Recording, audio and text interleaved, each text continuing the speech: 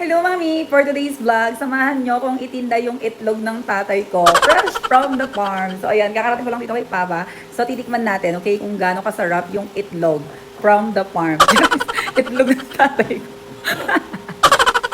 Ayan, ang dami. Actually, minahati na yan. Sobrang dami yan. 400, trays na egg. Oh, sarap. Ayan, oh, may mga dumi-dumi pa ng mga, ng mga chicken. Fresh na fresh. May init-init pa, bi. Ayan, tasted na tayo sa organic egg ng tatay ko.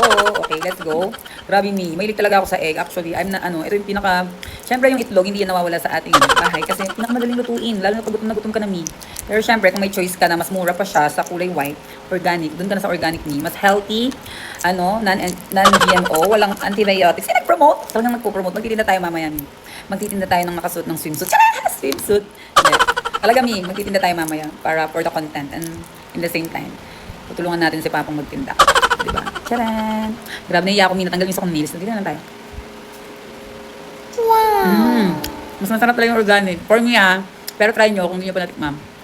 Sobrang sarap ng organic. Mas healthy mima. Walang No, basta, kaya nga organic eh.